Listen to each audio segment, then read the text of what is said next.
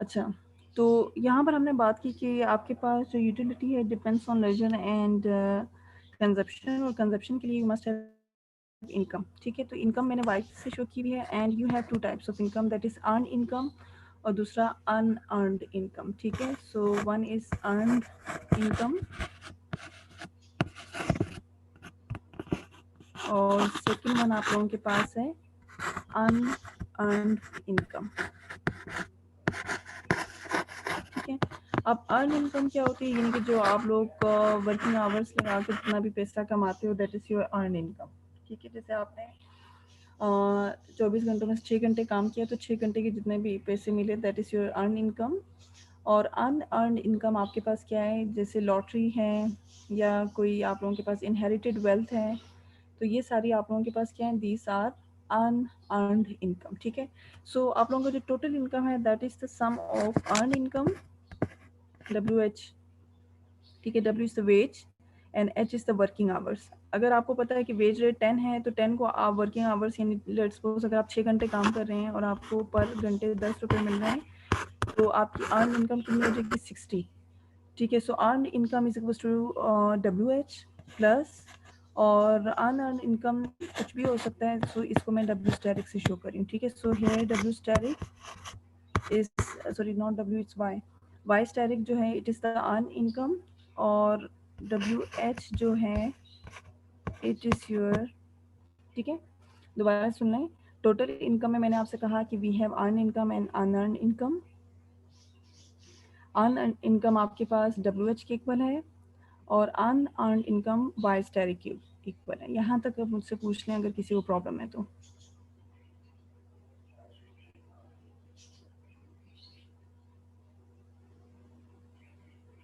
Ma'am ये H किसको represent कर रहा है? H वर्किंग आवर्स, कितने घंटे काम किया आपने।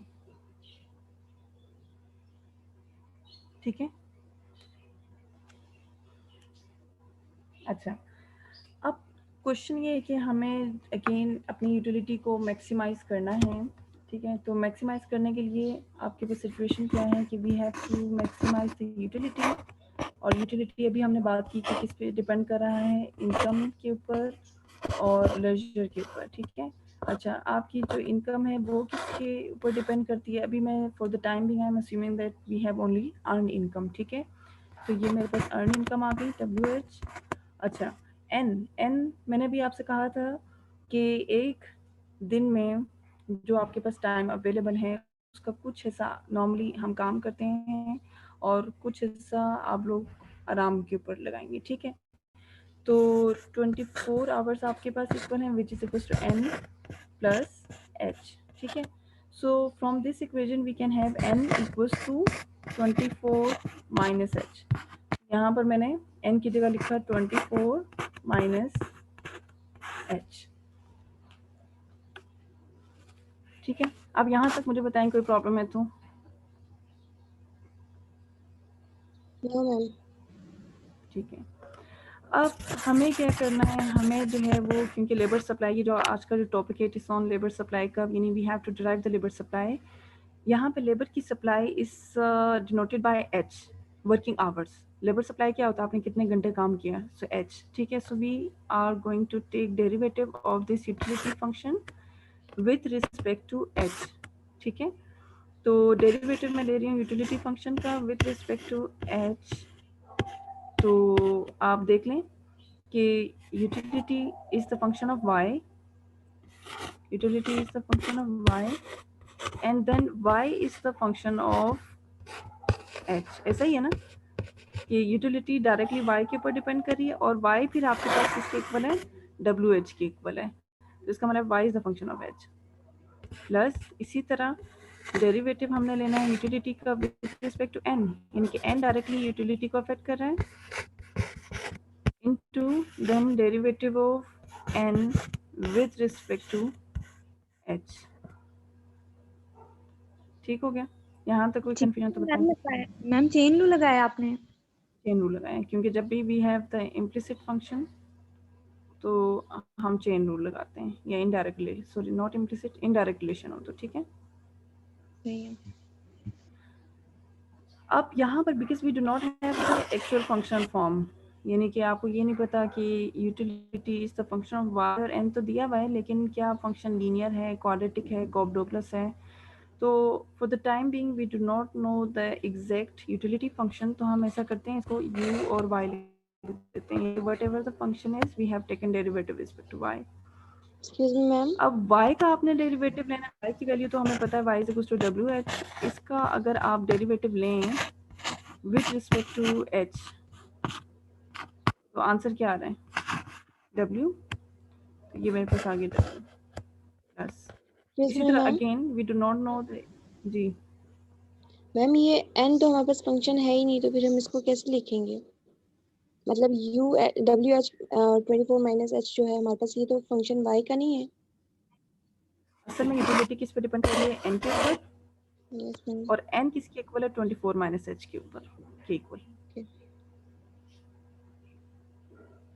ओके मैम, समझ आ गया। ठीक है। अच्छा, तो यहाँ पर डेरिवेटिव हमने लिया u का with respect to n into, अब n आपके पास किसके इक्वल है, n is equal to 24 minus n is equal to 24 minus h। अब आपने n का डेरिवेटिव लेना है विथ रिस्पेक्ट टू h। तो फर्स्ट टर्म इज कांस्टेंट 0 हो जाएगा, और अगला माइनस h है, माइनस h का derivative respect to h minus 1 आ जाएगा। ठीक है, सो वी हैव माइनस 1 है। अच्छा, जब भी हम मैक्सिमाइज या मिनिमाइज करते हैं, हम क्या करते हैं, वी टेक डेरिवेटिव, और डेरिवेटिव लेने के बाद उसको इक्वल टू 0 पुट करते हैं। फर्स्ट ऑर्डर कंडीशन में क्या करते हैं कि we take derivative and set that to 0। तो यहाँ पर हमने इसको इक्वल टू 0 पुट कर दिया। Now we have U Y W minus U N equals to 0। ठीक है। अच्छा, अब इसको मज़ीद अगर सॉल्व करूँ तो मेरे पास क्या चीज़ आ जाती है कि वी हैव, इसको उस तरफ ले जाएं, U Y W equals to U N. ठीक है, मैं यहाँ पर कर देता हूँ।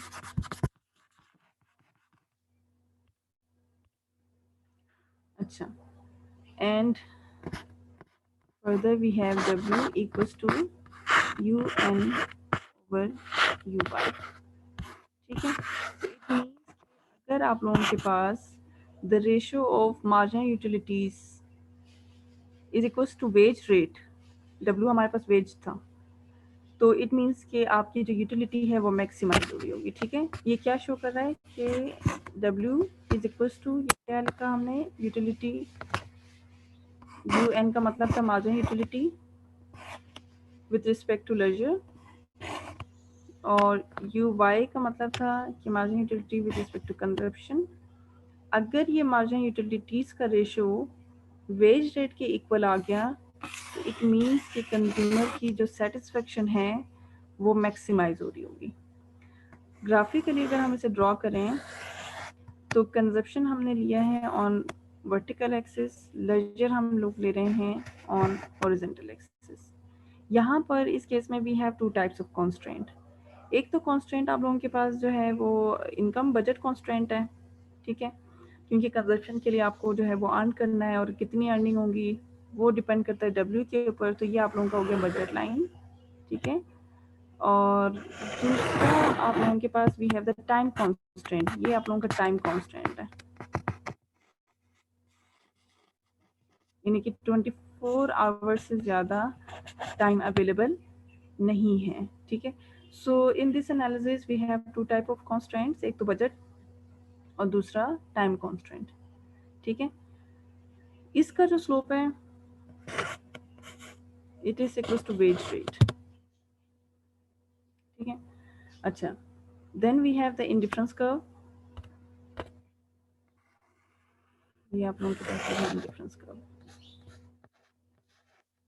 इंडिफरेंस कर्व का जो स्लोप है किसके इक्वल होगा,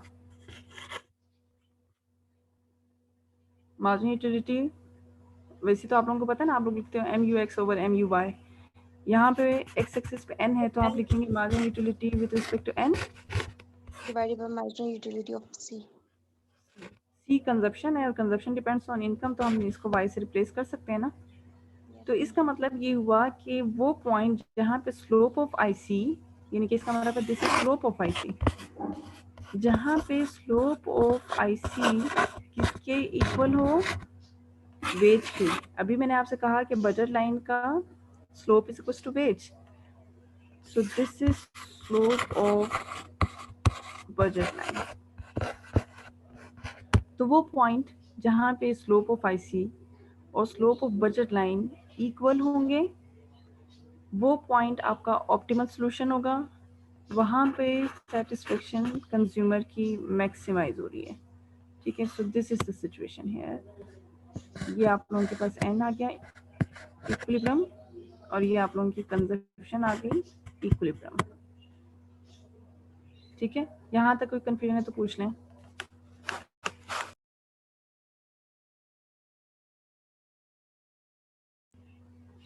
हाँ जी, कोई कंफ्यूजन है तो पूछ लें।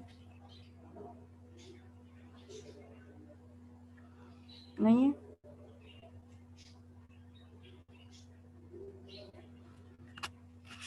पूछ लें अभी भी। नासिर, आप कह रहे थे ऑनलाइन में समझ नहीं आता, पूछ लें आप, जब मैं बता रही हूँ, मौका दे रही हूँ। समझ आ रही है मैम। जा रही है, चलो ठीक है। मैम ये आपने slope of IC slope of budget line को क्या बोला है, दोनों को? दोनों इक्वल होंगे या टेंजेंट होंगे टू ईच अदर, वहाँ पे यूटिलिटी मैक्सिमाइज हो रही है। Okay ma'am. ठीक है, अच्छा अब हमें लेबर सप्लाई का ड्राइव करना है। ठीक है, तो ड्राइव करने के लिए हम सबसे पहले ऐसा करते हैं कि यहाँ पे अस्यूम कर लेते हैं दो डिफरेंट लेवल ऑफ वेज। ठीक है, क्योंकि आपको पता है labour supply curve, labour supply curve, क्या बात कर रही हूँ मैं कि लेबर सप्लाई। आप लोगों ने पहला जो कोर्स पढ़ा होगा माइक्रो का, इवन मैक्रो माइक्रो दोनों में,